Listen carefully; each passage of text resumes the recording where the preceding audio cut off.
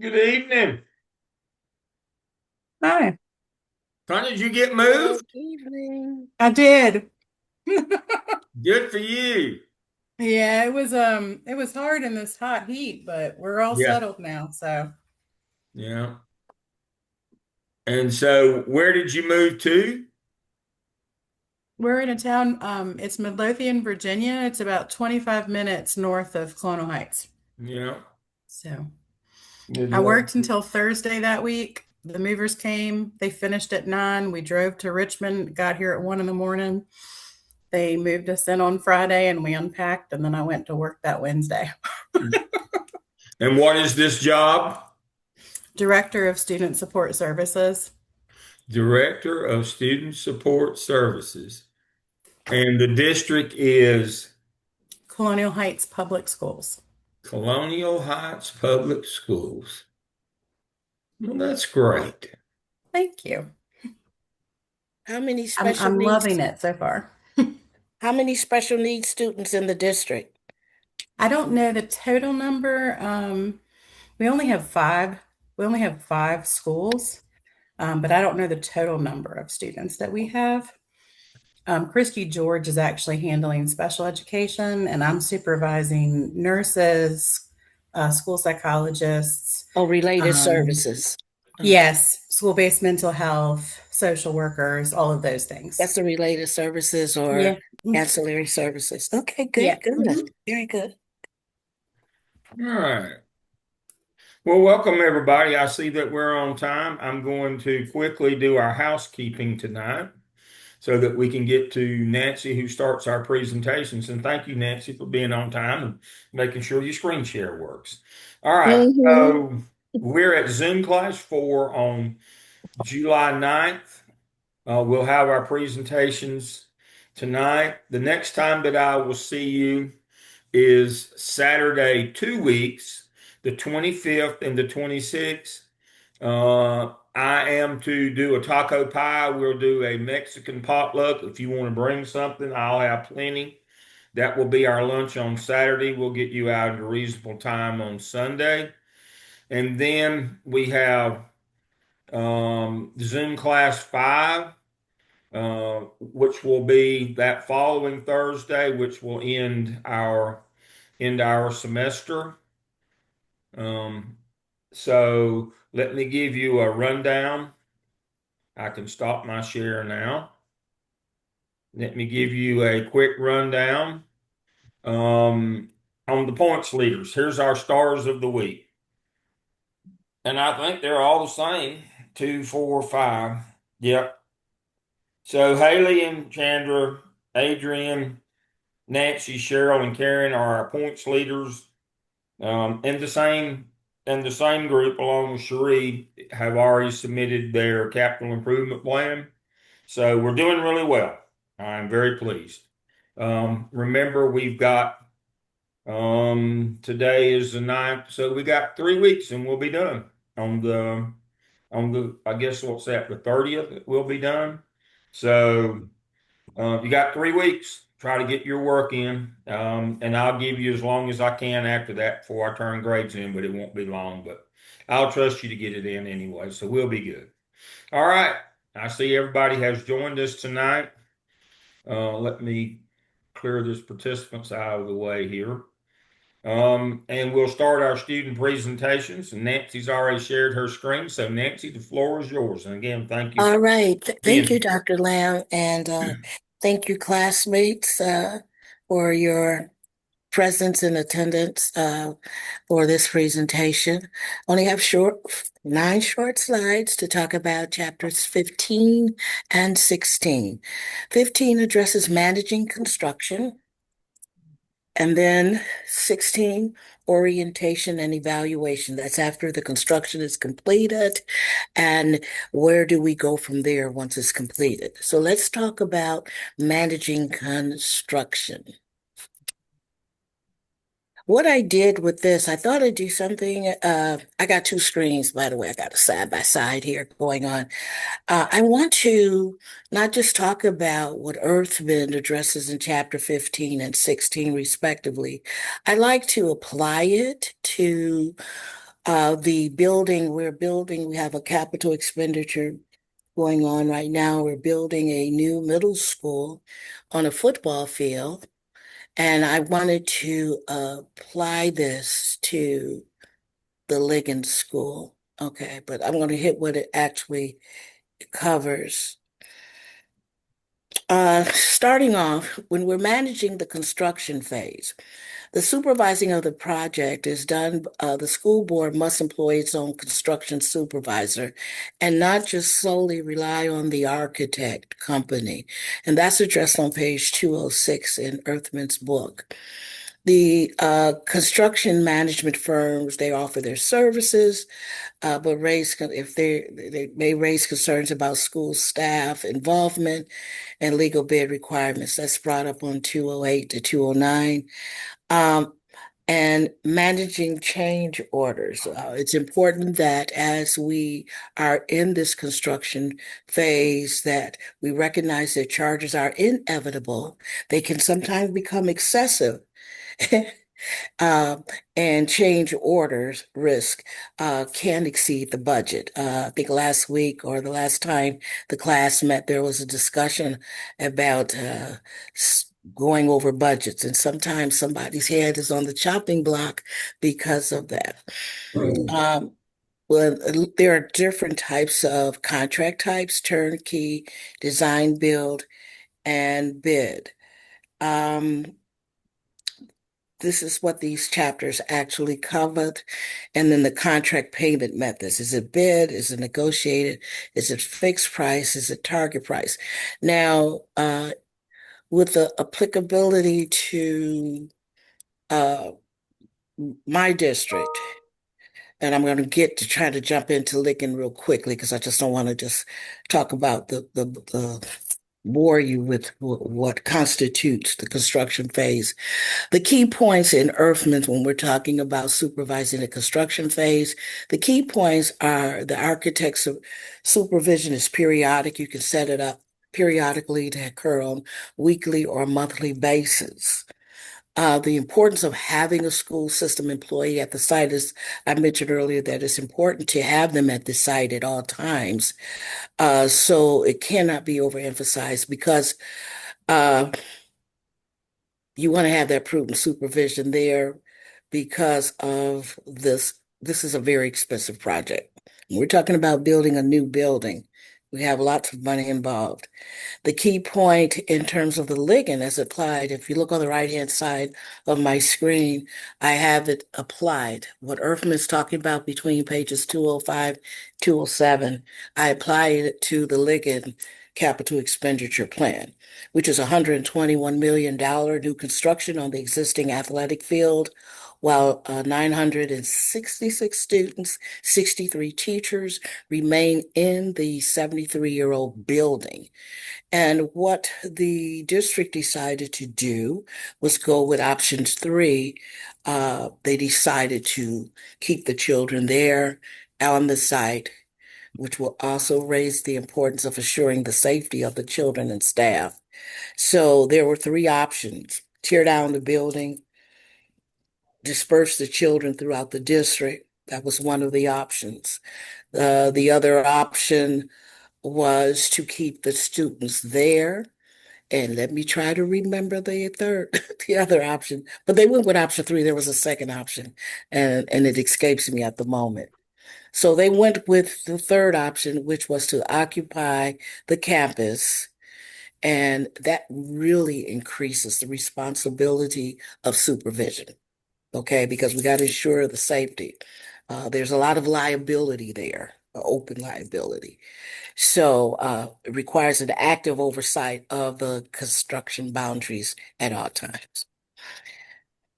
Construction management, again, still talking about chapter 15. The construction management firms, they'll offer a comprehensive project services, but Earthman cautious against districts when it comes to that risk of divorcing the planning from the school staff. In other words, you don't want to remove the school staff from the equation. You want to keep the uh, stakeholders involved. And the design decisions may be made without school systems input.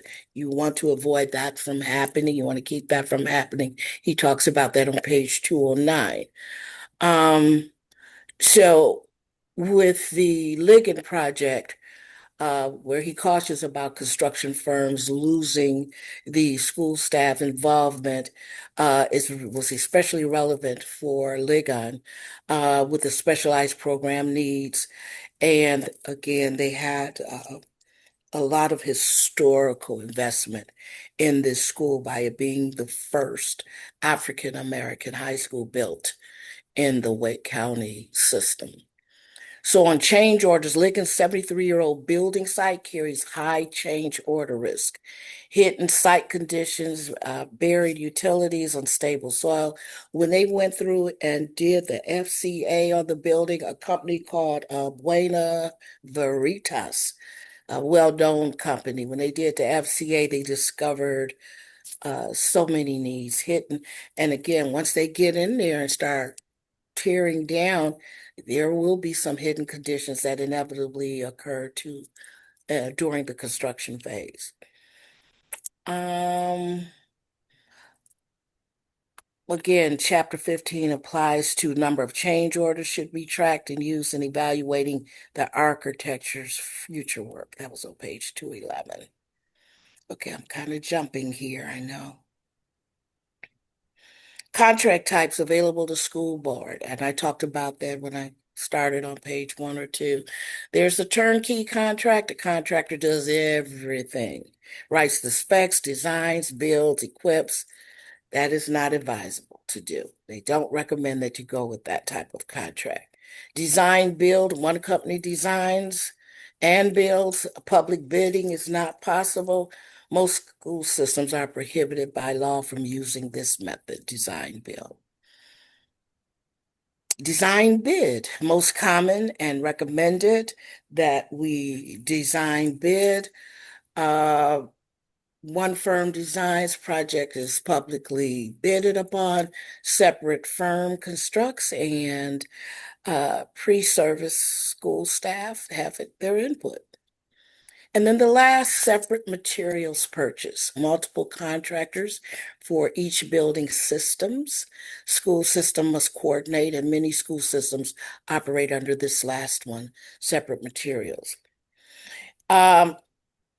So at the bottom, you'll see I have here acceptance of the building, and that's covered on page 214 to 15. The board has the inspection tool. Then there's the resolution accepting the building. Liability transfers to the school board. Punch list is developed. We did in this class talk about the punch list I think Dr. Lamb, you spoke on that at the last session. And the contractor has 1 year to complete the punch list. And then the final payment is released. So this is on there. Now, in chapter 16, okay, we got the building up. What do we do? Where do we go from here? We got the building up. And so the staff and administration. So the quote here from Earthman says, the success of the building depends to a great extent upon the perceptions of the teaching staff. And so, from the lens view of the staff and administration that he discussed on page 217 through 18, it's oriented to the building features before the students arrive. The architect leads a tour and explains technical features and circulation patterns and so forth. The principal plays an integral part in this. As a matter of fact, the principal does, and sometimes the superintendent. And the safety features must be explained from the students. He talks about the students and 219. Well, let me go down to the bottom, custodial staff. The custodial staff must become familiar with all of the building systems. You got to remember, this is a brand new building. They're doing this walkthrough. The custodian has to get used to all the new systems, where they are, and all the ins and outs of it, and learn to operate the systems efficiently. And the custodial staff plays a critical role because mechanical failure in a new building reflects poor orientation. So that's why orientation to the new building is very critical. Students even learn the circulation patterns, location of the gym, the cafeteria, the library, the office. They participate in the first fire, like fire drills, emergency and evacuation drills. Orientation activities may extend throughout the first year so that everyone can get fully acclimated and comfortable in their new building. And in future years, student organizations take on orientation role. And then finally, the community. Uh, the most opening of new buildings, there's an open house after the staff is familiar with the building. There's a formal dedication, blah, blah, blah, symbolic transfer of keys to the community and the student service tour guides. Because remember, they've already gone through the tour. And then this event should be a large community celebration according to Earthman on page 220. Continuing with chapter 16, they talk about the post-occupancy evaluation. They said two things should be evaluated at the completion of a school building. Okay. Planning effort, the process that was used to plan the building, and the product of the planning. So, did we get what we paid for? So they can go back and reflect and evaluate the planning process itself. Was the community and I'm talking about on the right-hand side, I'm talking about what Ligon will and should do. Was the community and staff involvement effective? And really right now, is it still, because this is ongoing in my district right now. And it must be done immediately after occupancy. I shouldn't say once they occupy it, I think next year, before people forget the process. And no standard instrument exists. School systems can develop their own. And the key question is, would participant want to be involved in planning again? Again, this is post-construction. This is not going on. I stand corrected. But this is what the Ligon stakeholders and community will do once that new building is up that is being built on the football field of this historical location. Synthesis. So putting together 15 and 16. I'm not going to bore you going through all of them, but some of the key things in chapter 15, um, Earthman's principle, when we're talking about construction supervisor, the district must employ its own supervisor.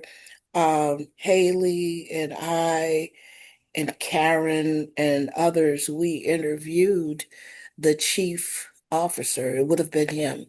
I think he would have been heavily involved in this. He retired last month, but someone, either him or someone from his department, would be on site to make sure the interests of the district are protected. WCPS must assign dedicated supervisor for 3 years, because this is a 3-year project at Ligon.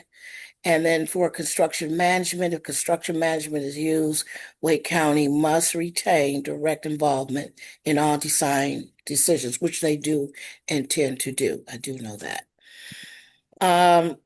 The change orders, this 73-year-old building there's a high probability of hitting conditions. Like sometimes the surgeons say, well, we won't know how bad the damage is until we cut in and get there. The same thing with construction when they're tearing down old buildings. I know in Detroit Public Schools, we had a lot of old buildings from 1927. They tore down and got in there and discovered all this asbestos and whatnot. So, well, bad water systems and whatnot. So same thing here. This building is 73 years old. I'm sure they're going to be discovering some things that will increase the cost. For contract type, Wake County Public Schools will be using, I think they're going to use the design build, which would limit program input for GT for the magnet school. I don't think they're going with that. Building acceptance, the new Ligon building through the punch list walkthrough with principals and facilities. I believe that will be implemented. Evaluation timeline, I'm jumping down for time's sake. 11th month evaluation is critical. 11 months after the building is constructed, Lincoln's new system should be checked before warranties expire. Same thing like you do with the car. You want to make sure everything before that warranty expires, you want to make sure it's operational.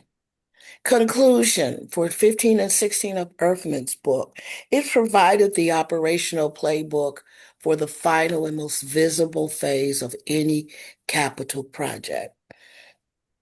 And 15 again, supervision cannot be just delegated to the architect. Change orders are inevitable. Things are going to happen.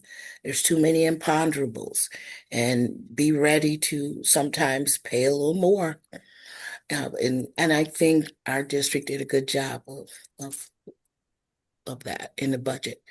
Contract type matters, and orientation is not just the cutting the ribbon and everybody all happy. It is a structured process for staff, students, custodians, and the community, all stakeholders, not only before, but after occupancy. And last but not least, most occupancy evaluations, it closes the loop, and the educational specifications become the measurement instrument. Did the architect deliver what educators designed? The end. All right, go back to slide 8 for me, please. Excellent job, Nancy. Thank Uh, you. Wonderful way to summarize. I want to reiterate my comments from last class, and I will use Nancy's slides. She's done the work. I like it when somebody else does the work. I want to reiterate from my own personal experience over 4 school districts over more than 40 years. Go back to slide 8. There you go. Okay, I was trying to bring the big one over. Yeah, I'm on the split you're screen and fine. okay, I'll leave this one. All Okay. right. If you are doing a renovation project of an existing building with students in it, I highly suggest that you do the construction supervisor method, where you hire an employee because you can factor in safety and other issues. Construction management, I highly recommend if you were doing a new separate building. Now, again, to reiterate my comments from last time, construction management's only interested in cost. They don't care about the safety of your kids. I told you. They allowed them to do exterior demolition, was supposed to be interior because they were behind on money, and we about froze to death. I have a dozen other examples. You do not want a company that's getting paid for saving money in charge of safety and security of children. Um, so that's my recommendation. Use construction management firms for new construction. Hire your own people, construction supervisor, to manage renovation projects so that you can control that safety and security aspect with kids in the building. That's very important. Now, you can stop your share, and I'm going to do a quick Google, and I'm going to give us a pop quiz here. Let me share my screen quickly. I'll be quick. I think I've told this story before, but I want to reiterate it again tonight. Let me get to Google. Uh,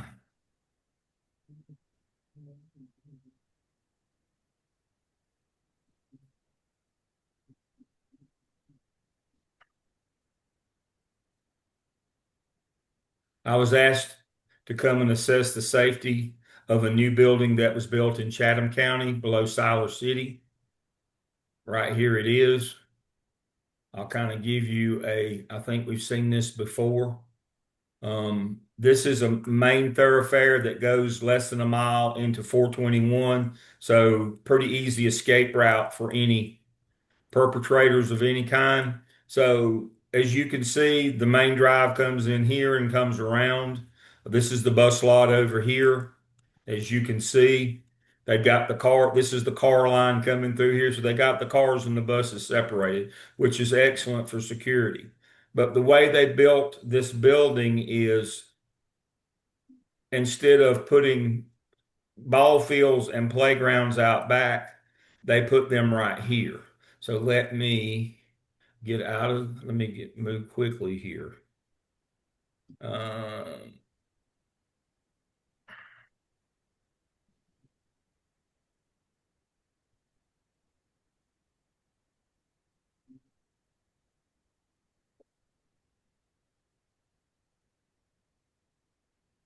and here is the problem.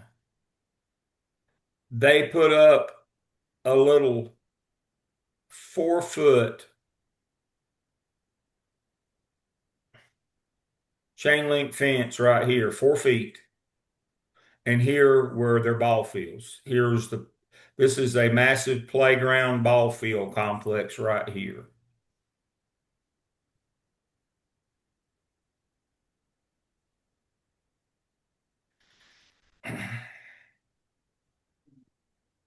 What's the problem with safety? They had me assess the safety of the building, and first thing I told them was, the building is Fort Knox, but I wouldn't be bothered with trying to get into the building. And they said, well, why not? I said, well, if I was coming to cause harm, I would be after the children, not the building. Now, if I were an arsonist, that's a different story. But if I were there to harm children, I'd just wait for them to come out to the playground. And I could literally drive my vehicle right through here. I could park right here in the road. I could fire through the passenger window and kill as many people until I melted the barrel out of my gun. All my brass would catch in my back seat, would not leave any evidence. I would exit this and I could be on 421 interstate in about, I think I calculated 65 seconds. I could be gone. This is part of the design of schools that people that aren't school people don't care about because it costs more money.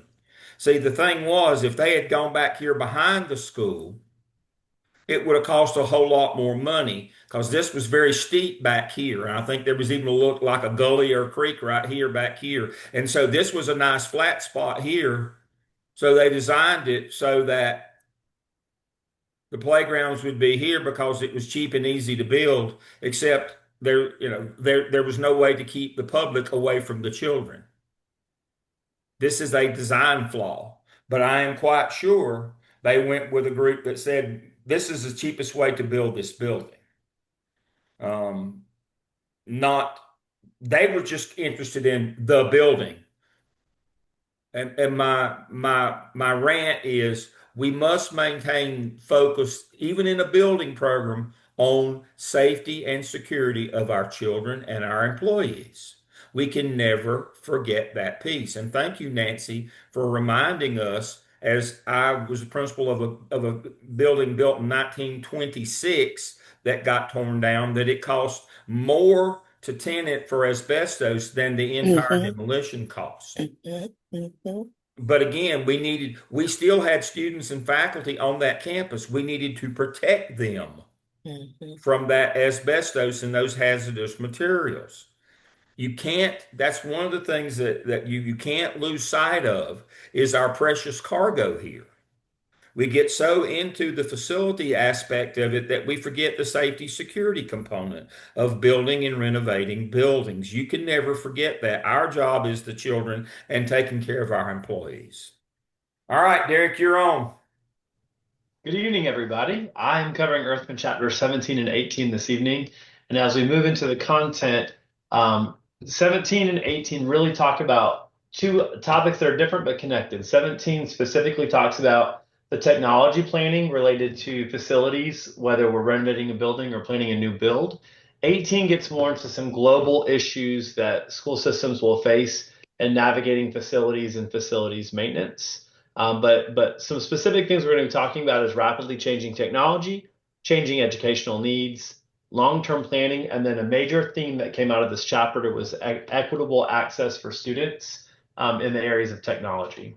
So specifically in chapter 17, one big idea to take away from this is that we're not just in the business of building schools to house children where we're focused on a cafeteria and bathrooms, but we are very focused on the fact that schools now are focused on the learning environment The physical environment matters. The social, emotional environment of our schools matters. And the other piece that comes into play with the technology component is that it is now an essential part of education, right? Take any teacher you ever work with and try to pry a Promethean board out of their room and see how quickly instruction fails. Or picture any of us on any given day when the Wi-Fi goes out and consider where we go and what we do when there's no Wi-Fi, like what happened to me for 2 days in a row, and it was complete chaos in my school, right? So more than just technology, it is not just simply buying computers and dropping computers in classrooms, but instead technology decisions really affect every facet of the instructional operation of the school to include curriculum, teaching methods, the school design itself, and of course the possibilities and ideas related to future renovations. So the technology planning component has to be integrated in the facility planning from the very beginning. So when we're building, renovating, or considering which is the best move, we need to keep a couple things in mind. First, what learning activities should the technology support? What is the core business of what we're trying to accomplish? The second one I highlighted in red because I think this is a very relevant question. Which technology activities actually improve learning, right? I think sometimes facilities folks, I can remember being a principal of a STEAM school and we were adding a maker space and the architect through a charrette process had all these big ideas of all this really cool tech they wanted to put in our STEAM maker space, and we really had to push that card and say our teachers don't even know what they're going to do with this stuff, right? Like this doesn't connect to standards, this doesn't connect to what we're teaching, this is just hobby stuff. And while it might be cool and engaging and fun for kids, if we can't connect it to curriculum, we really can't say that it's improving the quality of the learning in our schools. In addition, sometimes we're very quick to assess the hardware costs without talking about the software costs of what it takes to maintain and to continue to support those devices over time. And then in addition, what equipment or infrastructure will be required to make that happen? When I was reading this section, one thing that came to mind was in my own life and space as a school leader a few years ago, the district, when the iPad 2 came out, y'all remember the iPad 2? It was the first one that had the front facing and the rear camera, and we thought we were like amazing. So we had an iPad 2. Haley, I know I'm like touching to your heart right now, my friend. I'm hitting your heart with that iPad. But iPad 2s came out, and my district was like so excited. They got a grant. They bought every principal in the district got an iPad. Cool. They wanted us working from that tablet and everything that we do.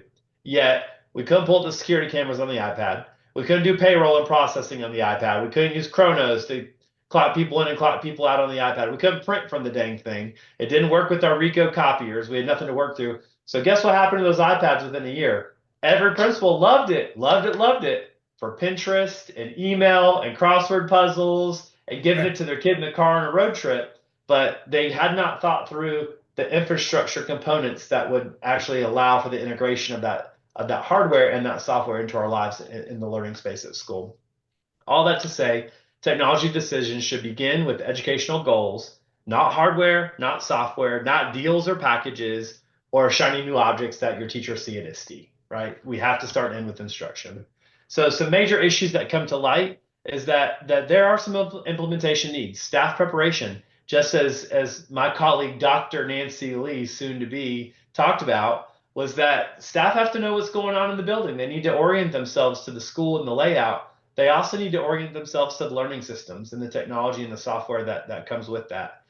Secondly, there has to be technical support. There have to be specialized trained people who can help teachers who are facilitators of learning to navigate some of the trouble that they're going to encounter while they're using this technology and the software and this hardware. And then that third component that is a pervasive theme in Earthman's work is equal access. And every student should have equitable access to technology. I think that's an interesting question that you'll see again at the end about what is equitable access and what does that look like in your school or in your system? Because I know that a lot of you probably live in a space where I'm seeing tremendous pushback from parents now in the learning space to say, let's decrease screen time. Our kids are on device Yay. much, right? I wanted you to bring that up. Yeah, Discuss that. so I think this is a really interesting development, perhaps since Earthman's work that we're navigating as a system is what is appropriate, where is there educational bang for our buck, and when is it just because it's the digital pacifier that we're used to sticking in a mouth, Exactly. right? And then we get down to compatibility. It should be standardized enough to simplify maintenance and reduce costs. For example, in my old district, the devices that we bought were enterprise HP laptops, which were about $350 more than what we could order in bulk from Office Depot, Staples, or some other major contractor. But they did that because by it being an enterprise device, it meant that every motherboard was the same brand and the same type. Every keyboard set was the same brand and the Mhm. same type. So if something went bad or something was no longer functioning or a sound card went out, we could stock those things on a shelf in a warehouse and pop them in and pop them out versus buying consumer products, not enterprise, where you open that Lenovo that you buy at Best Buy and you put 10 of them on a deck together and you may have 10 different sound cards within them, which means you now have non-compatible parts and pieces and you're trying to outsource and find parts to kind of scrap it back together for the teacher to be operable again. So compatibility features certainly come into play and are a major issue for technology. Um, I remember my school board really fought with our technology director at that time of moving to the more expensive enterprise devices. But after a 5-year study, we could prove that it had cut our cost by like almost 60% for repairs and replacements because we were using enterprise devices. So just a connection there. As we move to designing schools for technology, when we think about new facilities, there are things we need to consider, like wireless connectivity through the building, right? Cable, access points, pulling cable through the school, routers, server closets, and just to pull some real life examples in, I had the pleasure of working in a brand new building, and we, Nancy, used the turnkey model where we went and found the building we liked and bought the plans from the architecture firm and then we bid out for someone to build it for us. We didn't design it from the ground up. We went towards buildings. One thing that the team did not consider is that our building faced a different direction. So the direct sun on the Mhm. school was different at our school than on the school that we went and saw. Our server closets were on the side of the school that was a brick sided building that was in direct sun all day long. And they did not plan for that when they were building the HVAC plans for some modification. And literally the first month of school, our server closet overheated because it was in an area of a building in direct sun that was not a factor for the other site because it was facing a different direction, did not get direct sun. So all those things are issues to consider. Voice, video, data capability, voice over internet phones have changed our lives in powerful ways until the Wi-Fi goes down and your families can't call the school anymore, right? Flexible classroom layouts so that we can navigate and repurpose spaces, and then computer labs or alternatives. I think it's interesting that Earthman talked about computer labs, but in my life as a school leader, we were killing and doing away with computer labs. But I am seeing a resurgence of those. I don't know if you guys are as well, where it's Yes. one place where everything's standardized. It's the lockdown is tight, the browsers are there, where kids don't have access to change and twiddle with settings and that kind of stuff. So I'm seeing a resurgence, especially in high schools, related to actually bringing back a dedicated space where there is a dedicated fiber connection, especially as it relates to like CAD classes and CTE, Chandra, those types of things.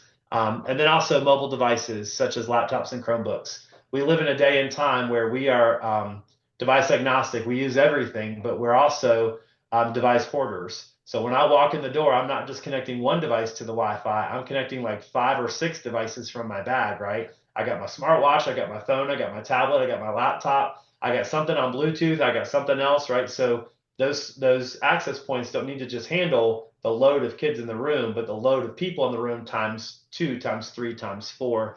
All that has to be planned for in the infrastructure phase for the present need and also for the future upgrades that are as technology evolves and changes.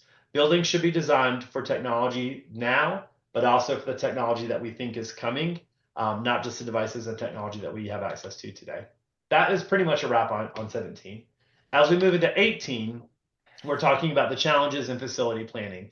So Earthman was very clear that there are some major issues facing schools in the future in that realm of facilities and facilities planning. First, economic uncertainty. I know many of us have talked in class about this idea of building new schools or renovating existing spaces. From my own experience, my system, my district, quite frankly, just kind of kept chickening out about new buildings because it was going to require us to float a bond, and we didn't think a bond would pass. Right. So instead of actually taking the hard bite publicly with the community or fighting with the decision makers who manage the purse strings to actually get new buildings, We've spent millions and millions of capital dollars to renovate spaces that we really had no business in ever renovating, because now here we are 2, 3, 5, 10 years later, and we now have a beautiful new roof or a brand new HVAC building, HVAC system on a crumbling building where it wasn't worth the money we put into renovating, or safety vestibules or bulletproof glass on the front, those types of things that we do in capital projects.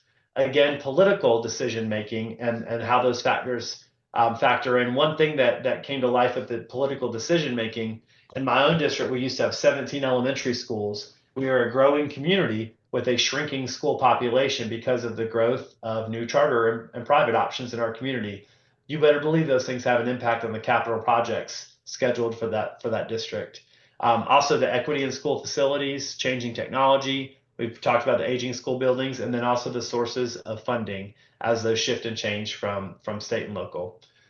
Finally, expanding educational services. So one thing that I thought was interesting about this area, I was talking with a high school principal who's the principal of a school with about 3,000 students in South Carolina. And he was saying that the district is really pushing him to take auxiliary folks from the district office and move them into his building. I'm like, I'm confused by that, because you said that your building is not rated for the kids you already serve. And he's like, yeah, but because of dual enrollment, because of CTE Center, because of virtual options, at any point in time, I only actually have about 70% of my student population on my campus, because high schools are now much more of a like a technical college type of environment, and a lot less of you come to school and stay there all day long. So that definitely has an impact on not just the technology infrastructure, but the traffic patterns and the lunch feeding patterns and the bus patterns of the overall operation of the facility. As we move specifically into aging facilities and deferred maintenance, this is an area that really struck me with my own history, my own district, is that when we don't bite the bullet and build new schools when we need to, we are going to be facing issues with outdated infrastructure, deferred maintenance, problems with old plumbing that we cannot update because it's not updatable, right, without tearing apart the entire building, inadequate learning environments for space and use. So not every classroom space is created equal. At Dr. Lamb's school on the north side of town, yeah, I can fit 24 kids in a classroom, no problem. But on the south side in this classroom, I get 18, 19 kids in a room, and we got a problem because there's not enough space. There's no place for backpacks. There's no space for storage for the teacher. There's not space to bring tables and for a guided reading area for the teacher, those types of things. And the costs are climbing, right? Prices are not going down to build or renovate. So research consistently links building condition with student learning. There is a very strong correlation that Earthman described in this chapter, but the bottom line is that facility quality is an educational issue. It's not just a maintenance issue. When our buildings are not in great shape, it has it can have a tremendous impact on student learning. As we move to that equity and technology piece and that connection into this chapter, bottom line, students deserve safe, modern facilities, regardless of where they live, in terms of town to town or even within the existing community. Schools must provide access to current technologies to prepare students for the future while avoiding unequal opportunities between schools and districts. One issue my community is navigating right now is that we are building a brand new school, first new school in like 11 years in my district. It's a gorgeous school. I walked it a couple weeks ago. It is a beautiful property, and it was replacing an old building, but not the oldest building, but it was placed very strategically in an area where a population within the community felt like they had been very disenfranchised. So it was a very intentional build to re-engage a section of our community that we felt had been left away from the table for too long. Did that have a ramification on the other side of town that felt like their older buildings should have been replaced first? Absolutely, right? And now, by the way, all the money's gone. There was only money for one school. Sorry, they got it. You did not. There's ramifications for those things. I'm not saying good or bad, right or wrong, but there are factors that come into play with that. So Earthman argued that technology access and facilities access should become a part of that educational equity. Planning for the long term, ultimately start and end with what we're trying to accomplish. Dr. Lynn tells us all the time. I love the story about if you go down so and so sausage road, what do? They make sausage, right? Like we On can't forget. sausage. That's it. We can't forget our core business. We are there for teaching and learning. We're not there to have flashy stuff. We're not there for fun marquee boards. We're there to educate children. So that has to be a part of our decision making and how we build facilities. We want them clean, we want them pretty, but we also want them to be effective for the work that we are there to do. And that all comes into play with the capital improvement planning. Poor planning occurs when buildings are constructed simply to handle enrollment growth and not really considering what the educational needs are and what the future growth is going to be in that area. As we wrap 17 and 18, five major lessons. Technology planning begins with educational goals, not equipment. Facilities should be flexible to support needs now and in the future. Lesson three, aging schools require proactive investment. Band-aids don't fix it. If you keep band-aiding problems, you're going to spend more and more money in the long run than if you actually just bite the bullet and do the hard work, which is the right move to make. Lesson four, educational equity involves providing safe, modern, technology-rich learning environments. And I think that is a local decision about what is equity and what is access and what is fair for your site, for your place, for your community. And then that final lesson is that long-range planning is essential. I think it's interesting that we do in South Carolina, our school renewal plans run in a 5-year cycle, but our capital project plans run in a 10-year cycle. So it was just a natural connection to this work for me that we've got to be thinking more longitudinally than just a 5-year plan as it comes to capital projects and investments. Some questions we should consider just as district leaders as we move into the space as future doctors, where we will be likely leading districts, is where do we stand on this topic? Should every student have a school issued device? If so, what are the benefits? What are the drawbacks? Where are we on that piece? I've seen more and more schools with plenty of money to pay for them go back to carts and checkout systems and go away from one-to-one, likely because of the technology policies changing in both North and South Carolina with in terms of access with student cell phones. I mean, that's played a part for sure. How often should schools update technology infrastructure? And then the third one is really the one that jumps out for me: is renovating older schools more valuable than building new ones? And from what I've learned from Dr. Lamb and from what I've read in this text, oftentimes it is often not worth the renovation costs. You would be better served to spend your money building new. And then that fourth question, how can districts provide equitable facilities when funding differs dramatically from year to year, from community to community, or even within the same district? And then finally, what technology should schools plan for over the next decade? All those are relevant conversations that have to be happening globally in a long-term planning process at the district level to actually build and maintain a plan that's going to be good for kids now and in the future. I appreciate your time. Thank you. All right, pop quiz time before we go to our next presenter. Thank you, Derek. If you have to go, thank you. You did a great job tonight. Thank you, sir. Pop quiz. What is the building code? And what is the administrative unit that has building code? It's the county that you're in. Your county in North and South Carolina has a building code. What is a building code?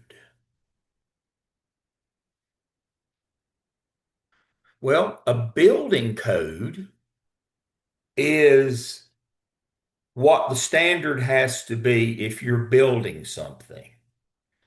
But it also what the standard has to be if you're renovating something. When Steve Laws, who was former program coordinator of EDLS, my good friend, was on text with him today.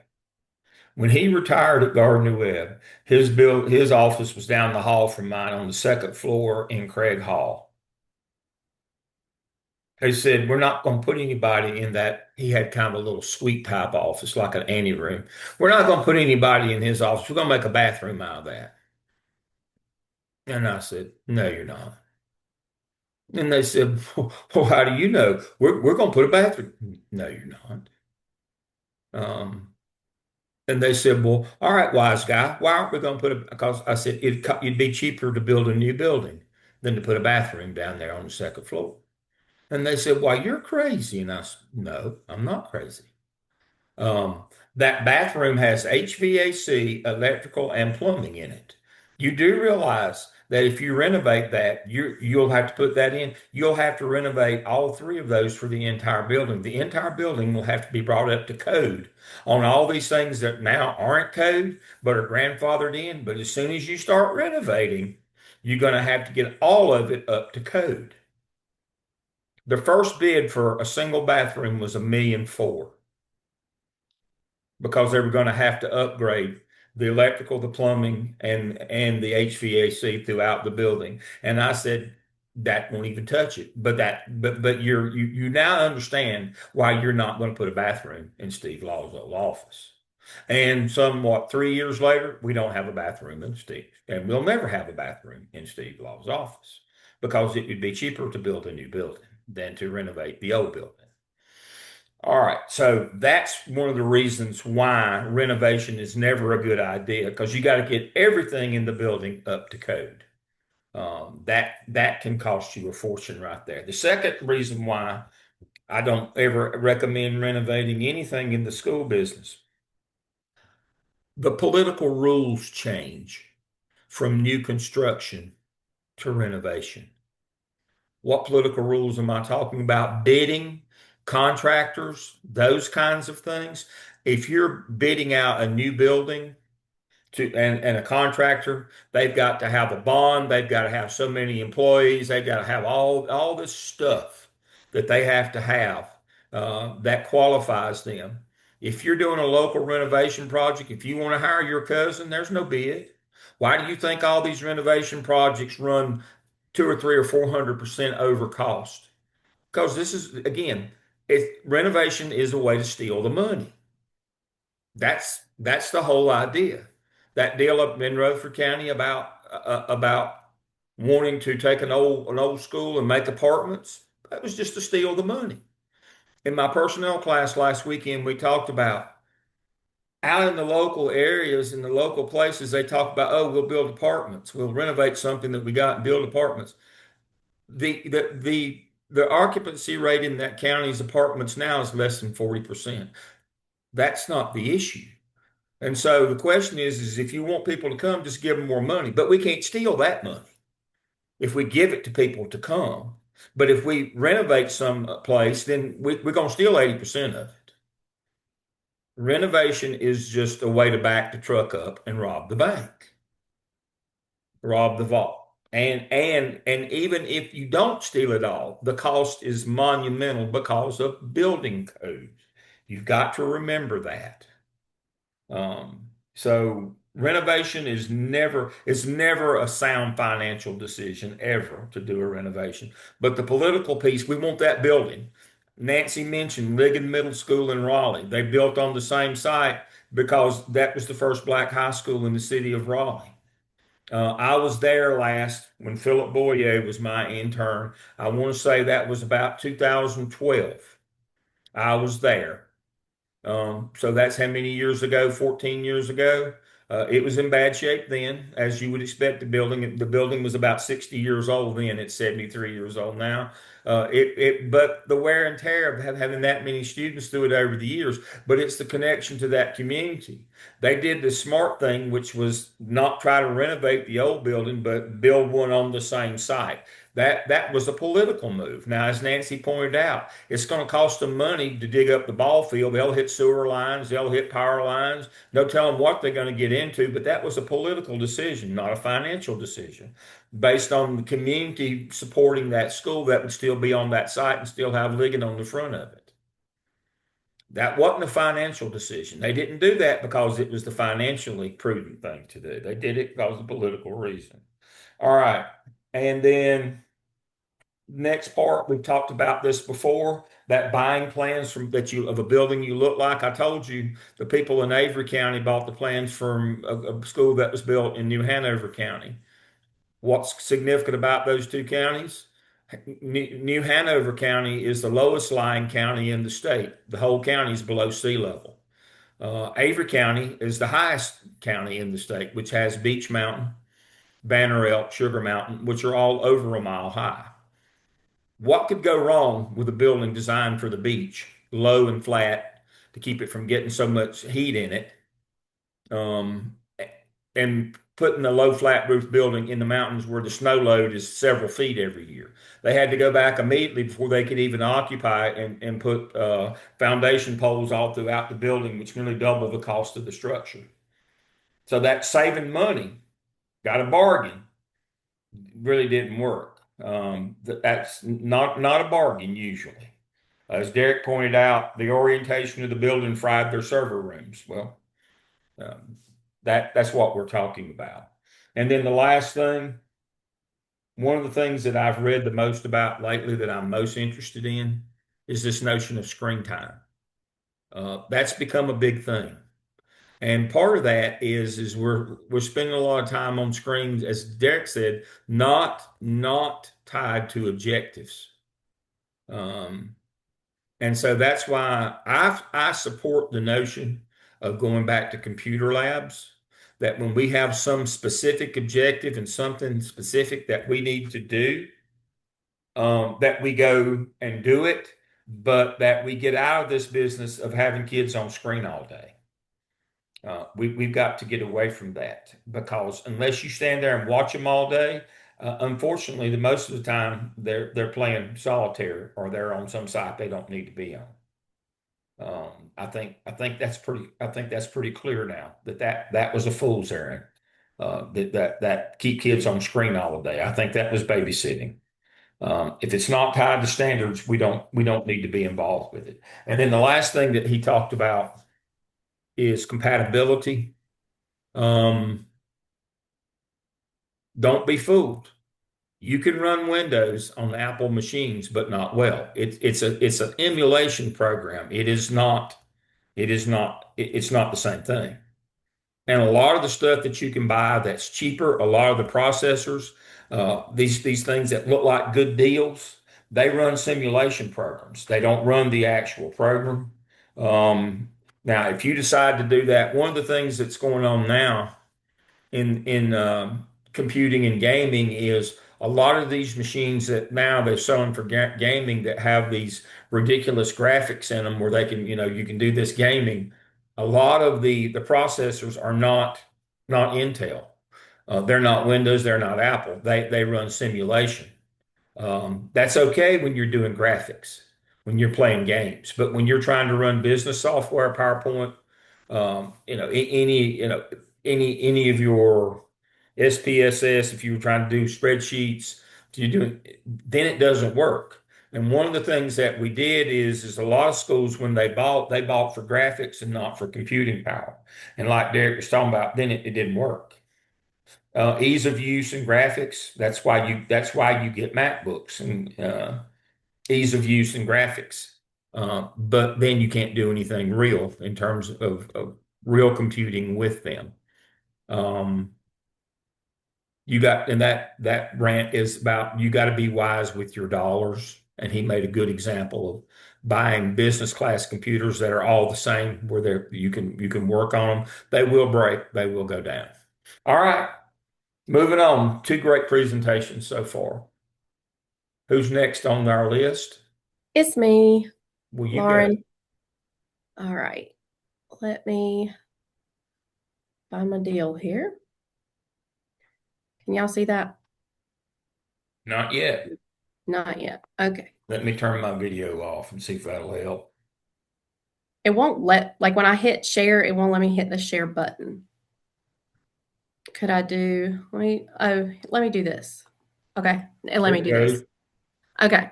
I can't see you guys, but you guys can see what I have, We right? can see your screen. We can. Okay. So tying into what Derek and Nancy have already talked about with why it's so important to plan educational facilities well, we're going to talk about chapters 19 and 20, which is green schools and planning schools for safety. So for the chapter 19, we're really looking at the green schools, like what is it? Different certifications that make it a green school, and describing those benefits of what makes that a good option for districts to choose, and to explain some other different certifications that go along with that really tie into the school safety aspect. Okay, so green schools are high performance sustainable facilities. What that means is you have schools that were considerate of every bit of space they have. How it was built was very important, and it all encompasses, for the main reason of supporting student achievement. However, in a way that makes it a safer indoor building, with the everything taken into consideration to make it a sustainable building, and it's supposed to cost you less in the long run, even though it may cost you more, out of the gate.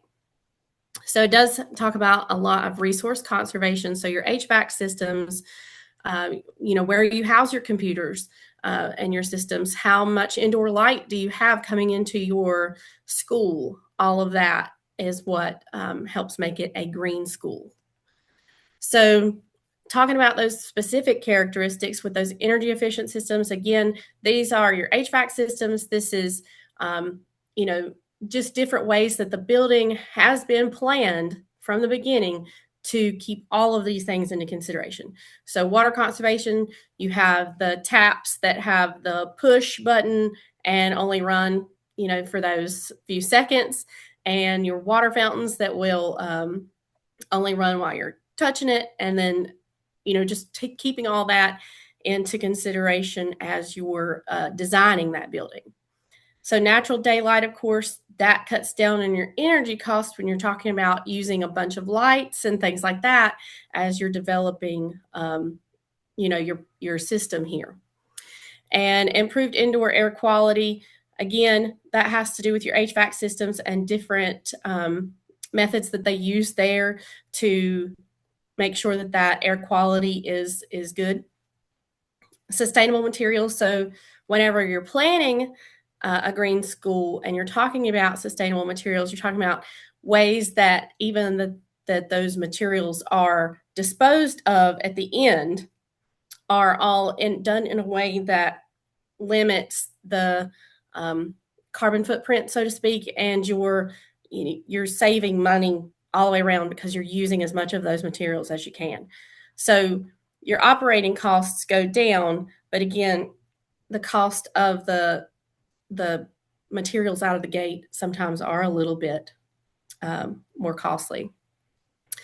So when we talk about the LEED certification, it's the Leadership in Energy and Environmental Design. So again, as a green school is being developed and designed, again, this is the planning phase, there have to be those certain components that make it that school.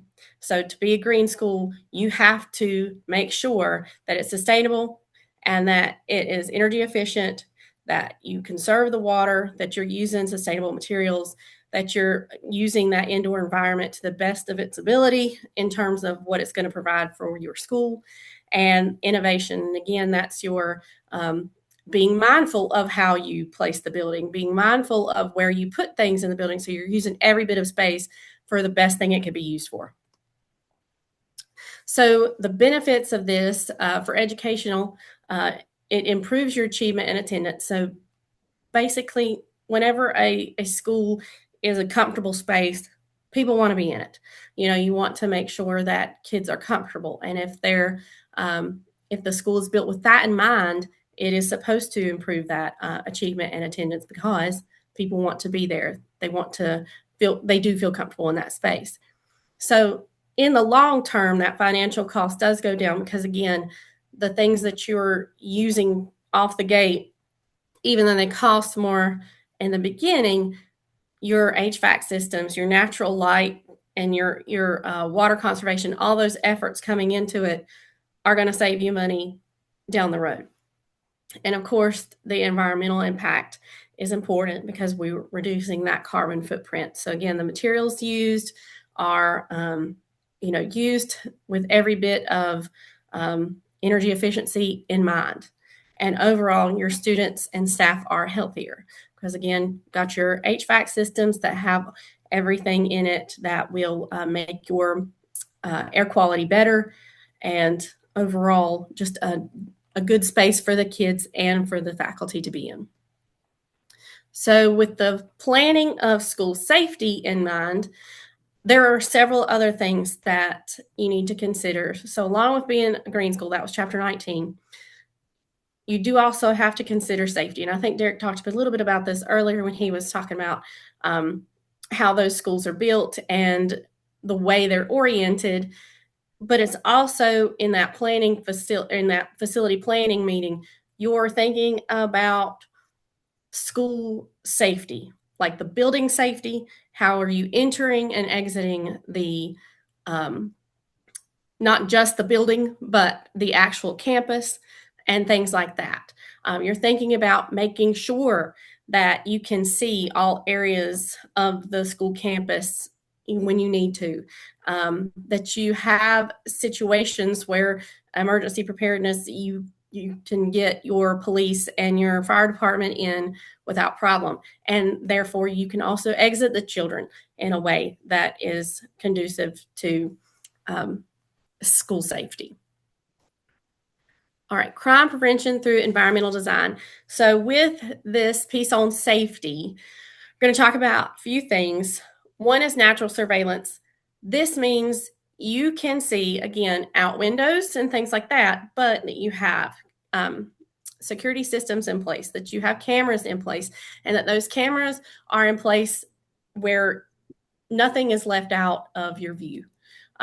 Access management, that again is not just people coming in the doors. Of course, that's important, but how do they even get on your campus? And then once they're in those doors, how can you see that person? So a lot of the schools, have the buttons where you have to press it and you have to show your face before you get in. And I know we have a double doors on the inside as well, so you can't get past the office. So those kind of things have to do with access management. So along with this safety, component that they talk about territoriality, and it's not like what you think it sounds like, not like your outside territory necessarily, but ownership of the building itself. So that you're putting up student artwork, that you're making the building your own, and it doesn't feel like a prison because we don't want that. Maintenance of the building must be considered, again, as you're planning it. You're keeping in mind the systems that are being used, how they will be used, how are you going to keep them and maintain that order of those items and keep them working the way they need to support your staff and students.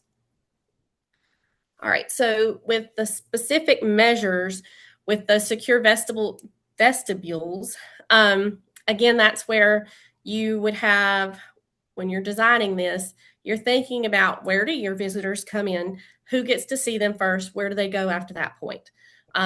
Your security cameras, again, inside and outside a building, school resource officers, and that is important because the visibility of your school resource officers is important. However, they do often, I know ours does this, she never stands at the same place and she never follows the same track when she's going around the school because, in the events, heaven forbid, somebody was watching, it would not be a predictable pattern. And, just kind of, again, another safety measure to consider. And emergency response planning, of course, that's your doing your drills and things like that, not just your tornado and your fire drills, but also doing your active shooter situations and modified lockdown drills. You're doing all of those things as you are moving through the building itself once it has been established. But again, safety is a major priority, and everybody wants to make sure that the students are safe, but also the staff. And so all of these things need to be considered. So our main takeaways are thinking about the sustainable facilities and why that improves learning and how it improves learning. So again, you're not having to spend a lot of money on things in terms of maintenance because you put the money in at the beginning to make that HVAC system work better, to make sure that you have natural light in the building and you don't always have to use the lights. So just basically making it comfortable and safe so that everybody is supported in that learning environment and it's a place where people want to come and when they want to spend their day, and they can do that in a way that is conducive to their learning. So keeping that balance between, the educational piece, but making sure that building is sustainable, making sure that security is considered at all aspects. All right, so a few things to think about as we're moving through our program and into other leadership positions. How can facility design improve student learning? So thinking about what could make a difference between making the school as comfortable as it can be and making it make sense, those kinds of things, and also the safety features. What is the most important thing? How are we going to make sure that we include those features? and balancing those costs, because again, in the beginning it's more money, but long-term benefits, you have um, less cost on that long-term end when you're talking about maintaining the building itself. Okay, and there's the references. And let me stop sharing. Excellent. Excellent. Excellent. Excellent. Now, one of the things I want to reiterate for your all that money that's spent on the front of schools now with that double vestibule and glass and speakers and buzzers, the most important part of that is making sure that your front office is not Grand Central Station. No deliveries, no discipline, no first aid. That's got to be a strict reception area only, where the person that's got their finger on the button to the door is paying attention. I can't tell you, when I visited schools regularly for 5 years for Gardner Webb, the number of times that people didn't even look up or say anything when they buzzed me in, because it was hell on wheels in the front office. You, your security is only as good as the people running it. And if your front office is just is a train wreck all day, every day, a disaster happening with screaming kids and discipline, security associates or assistant principals trying to drag kids in and process them for discipline, deliveries, the courier mail. No, no, you got to have people who are focused. You got to have people who are focused in that front office if that security is going to work. That's number one. Number two, and I'm going to pick on somebody here. Let me see who I'm going to pick on.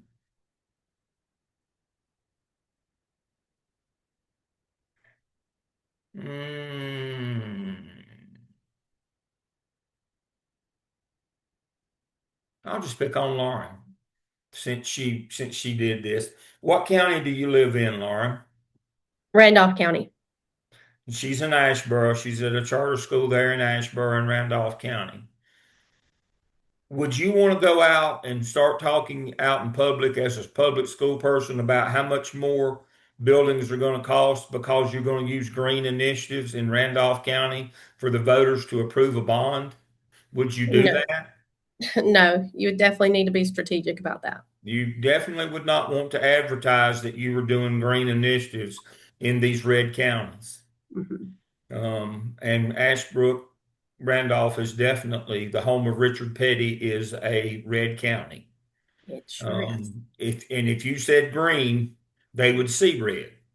Mhm. You would never get a bond passed.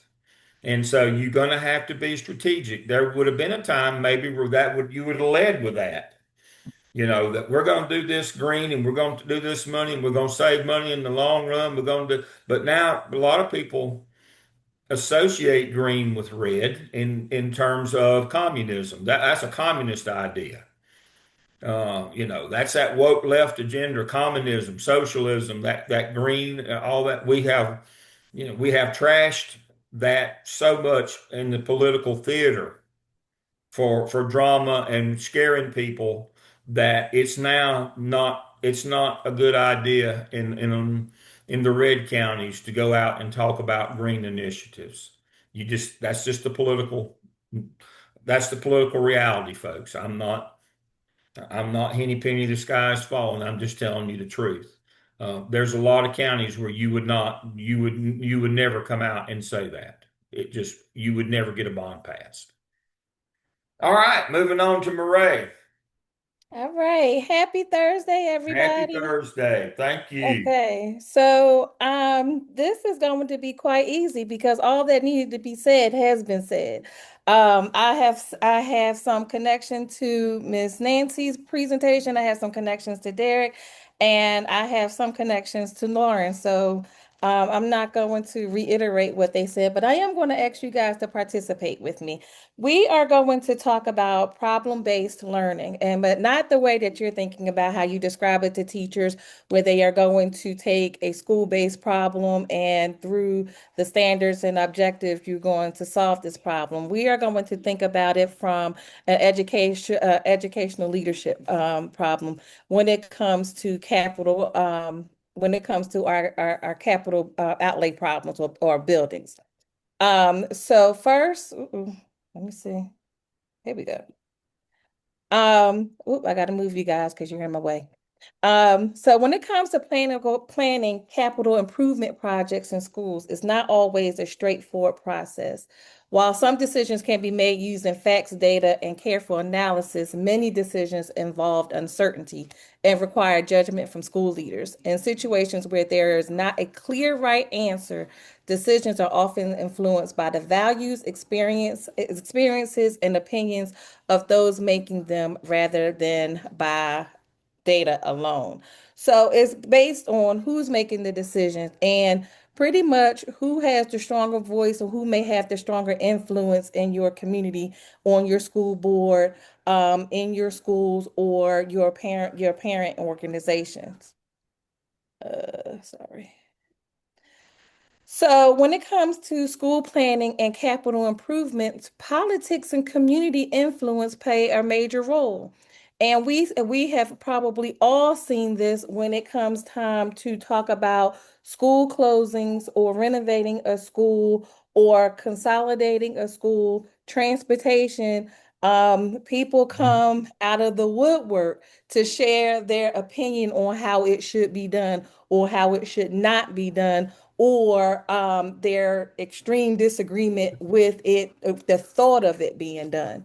And school board members bring their own beliefs and ideologies to the discussion. And sometimes when we are on the same team, we can't get out of our own way.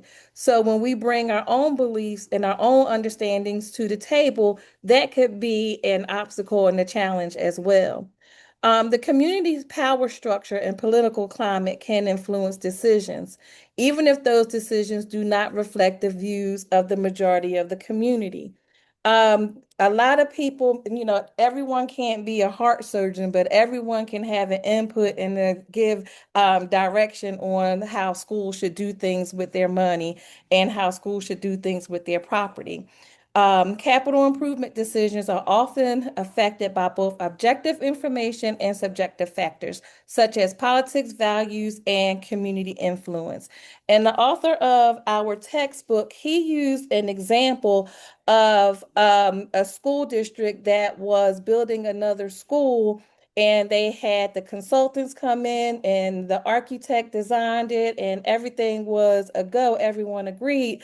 But one school member decided, he was a dentist, and he decided that the nurse did not need a clinic. And he then influenced other school members to take sides with him. And so the nurse did not get the clinic in this brand new high school. Well, as someone that probably worked in a high school, I can see why a nurse needs a clinic and why it was a good idea. But so that's what I mean when we can't get out of our own way, when we let one person's thoughts and ideas influence our ideas, which can be a challenge and an obstacle. So let's think about it. Who has the influence in your district? If you want to unmute and answer that question and add your experience, please feel free. But if you want to share something in the chat, please go right ahead. Is it your community? Is it your school board, your students, the politicians, employees, parents? All right, Who has remembering back to 738, who's the biggest political player? Who is the biggest political player in your school district? County commissioners. Mhm. Because what do they control? All Now they money. control the money, but I'm gonna offer some pushback, Dr. Lamb, just for conversation's sake. Is there a time where you can see where maybe the board or the county commissioners may take more input or more weight from parents or the community at large?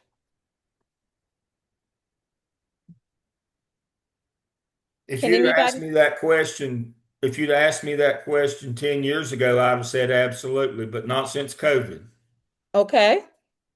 The All right. political landscape has changed with the change in the national climate politics with the last big election.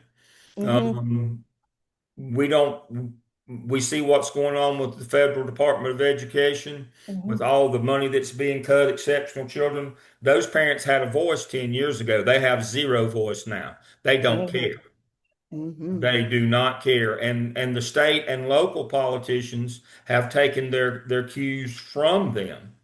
Did you see the article this week out of Wilmington from UNCW, where one of the oldest black scholarships in the state is going to be stopped because they're going to make them change the selection criteria, where it no Mm-hmm. longer can say African American.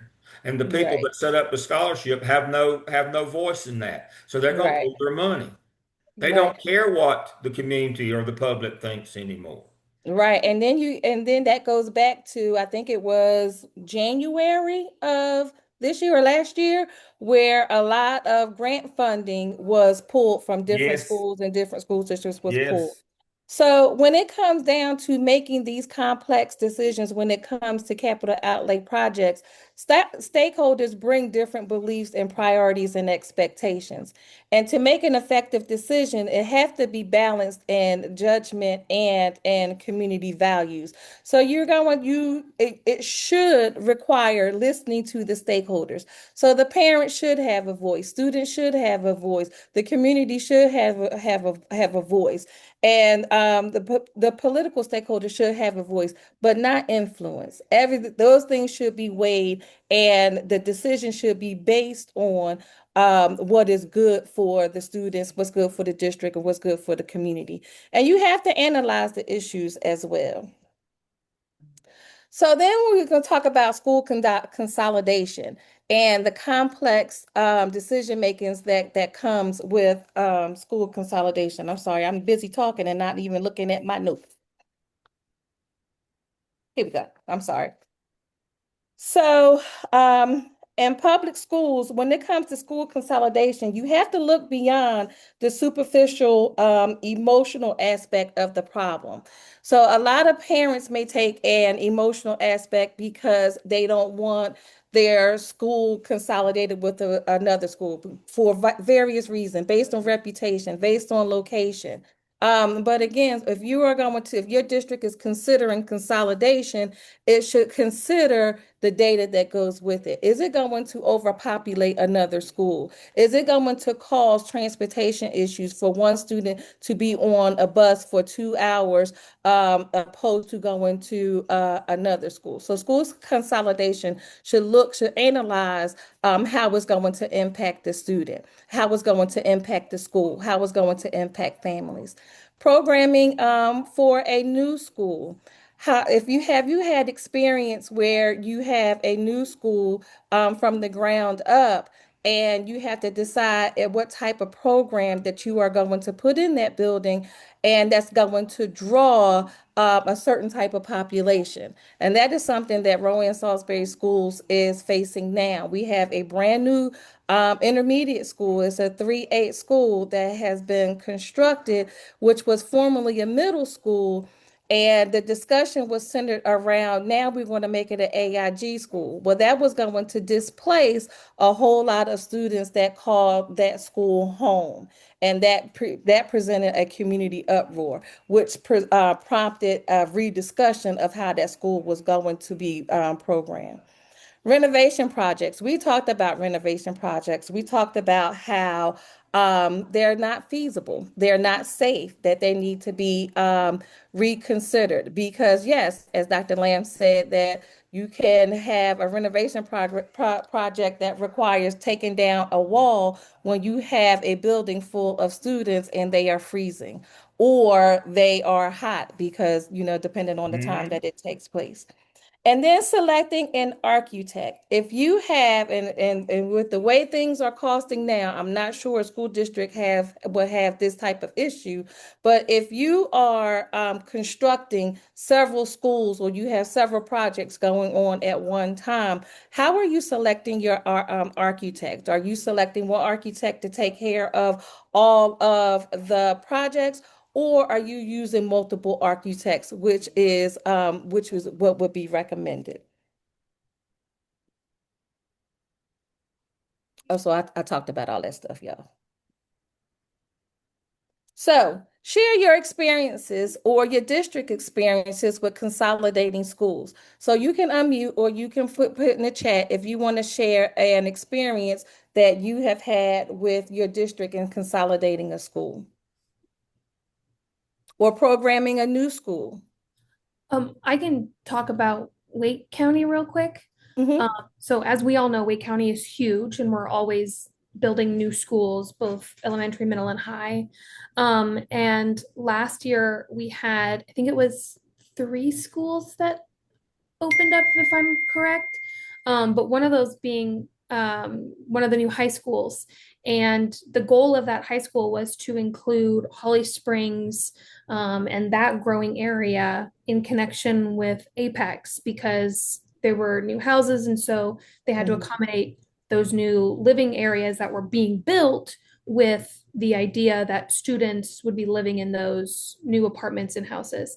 And so, because of that, I know my school, Apex High, and then I think it was Apex Friendship, collectively, we lost 400 students each to go Mm-hmm. to this new school. And then this past year, they did more redistricting because they're building more houses and more living areas outside of Holly Springs and Apex again, just because like everything is growing out here.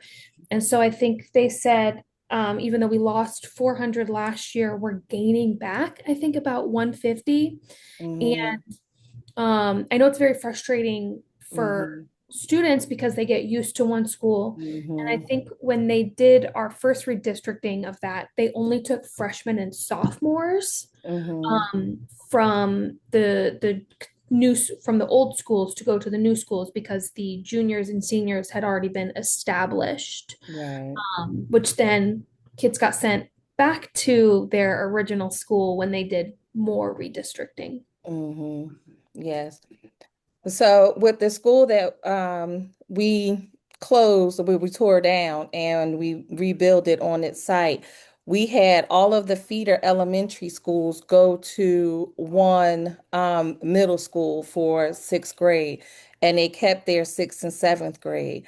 The problem is that all of the feeder schools to this one school will be what you call high risk schools. And so now we had all of these high risk behaviors and the academic struggles that come with a high risk school in one school on top of that school already being high risk. So on paper, it looked like a good idea because the numbers all balanced out. But in actuality, it turned out to be not such a good idea because all of the resources that were needed was not already in place at that school.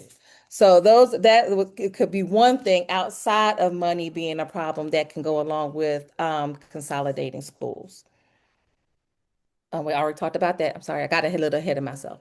So share your experiences with your district's experience with renovating schools outside of the school not having a wall and everybody was cold inside. Has anyone been a part of a school renovation? More than My I care current to district, admit. I think I heard somebody. That was me. I said more than Oh. y'all have already heard. I could tell another 200 horror stories on renovations of schools from my time as school principal in the central office, but it nobody has ever had a good experience with renovating a school ever. Mm-mm. That's not part of the program. It's But it, bad financially. It's bad health wise. mm-hmm. It's just bad.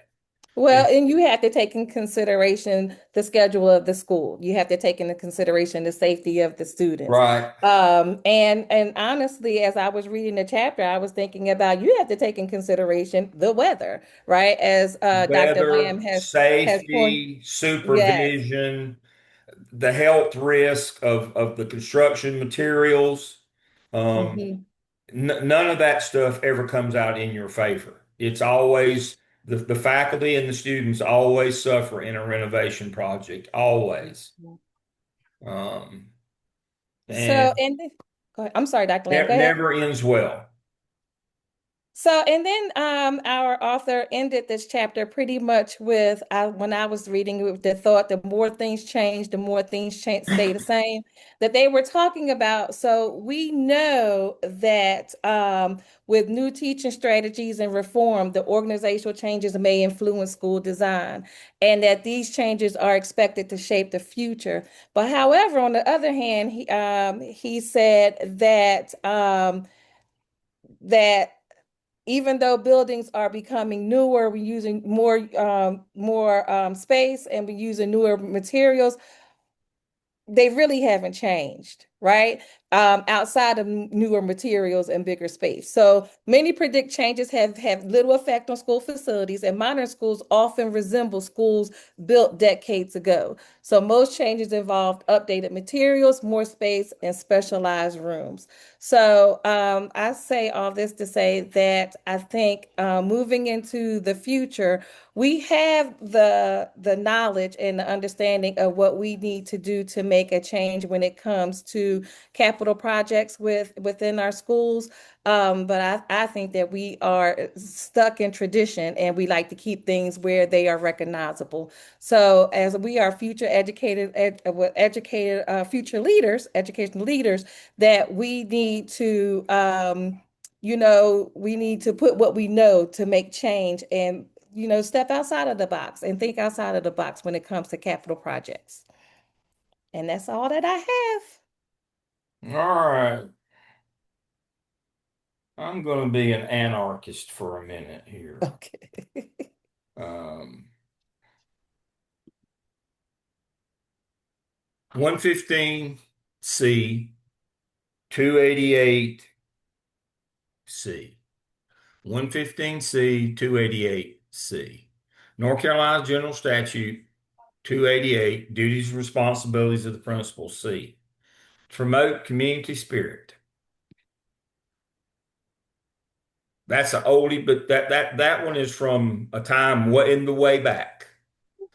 And one of the things that we've continued to do over the years, there was a time when we needed schools to promote community spirit because everybody stayed in the community. And we needed people to join the volunteer fire department and to get on the water board and to be the dog catcher and do all of these community support kind of things. Most people don't live in communities like that anymore. And we still want to try to create this sense of community and school spirit. That doesn't work if we need to move people around in population centers. Um, you get all these people that get tied to a school. We want to renovate it. We don't want to tear our school down. We don't want to move our kids from here. At the end of the day, when majority of kids graduate from high school, that's the last time they'll ever be there.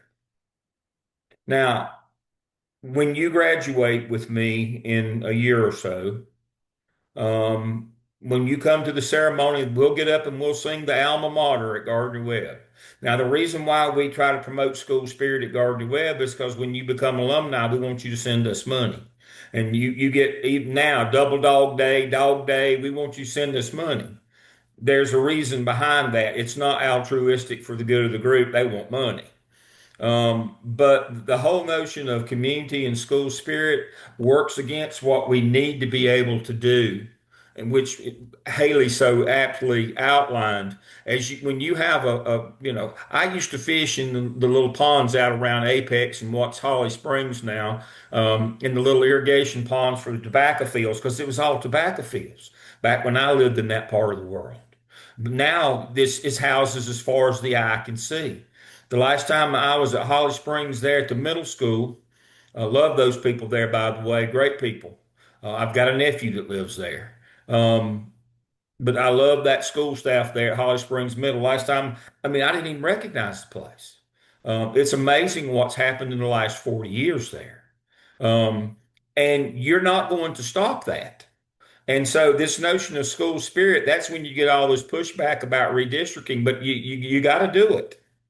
So the school spirit thing is working against us in modern times. There's really no need for it. What we need to be able to do is adequately move students. Like she said, you move 400 out so that you're going to get 150 just from growth this year, the next 2 or 3 years.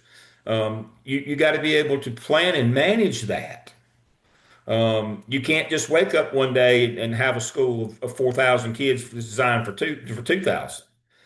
And so this whole notion of promoting community and school spirit goes against what we're going to have to do in the more populated areas to be able to manage facilities correctly and build and maintain adequate population numbers in those schools throughout our district. And it's never going to be even. There's always going to be places that are more popular than others, even in rural districts. And you've got to be able to manage that. The school spirit deal works against you. I know that sounds like anarchy in the school business. I mean, every school's got a rock out front for school spirit and all that business, and a yearbook and a mascot and all those kinds of things. But all of that emotional feeling about these places works against you. And as Murray was just explaining, you've got to go work through a lot of that stuff because a lot of it is not rational. It doesn't make sense from a dollar and cents perspective. It's irrational, but you got to deal with that. And the more you play that up, and the more that is a part of the culture of the area, the more you're going to have to fight to have schools where you don't have overcrowding and undercrowding in your schools, where your kids get an equitable shot at an education. That's going to work against us. And that's always been a big factor in public schools. All right, what time is it? We got done. We got done at 8:36. All right. Again, thank you all for being here. Thank you, presenters tonight, for being on point, being on time. This looked like a professional class tonight. I don't know. Somebody else must have been in charge this week. It wasn't me because it looked great tonight. If anybody was to watch this video, they'd think we were really good. Y'all were. Remember, I will see you in a week and a half at the Charlotte Center on the 25th. And is that right? July 25th? Let me grab my calendar again. July 25th at the Charlotte Center, we're having potluck Mexican that day. And then the following Thursday will be the end 3 weeks from today. Make sure that you get your SEP done, if nothing else, so that you keep your portfolio. Remember, that's for your licensure. You got to keep your task screen portfolio up. You need to get the SEP in. If you have anything else in there, let me know if I can assist you with it. All right. Anybody have anything for the good of the group? You made me proud tonight. Thank you. I appreciate you. Good night, everybody. Good night.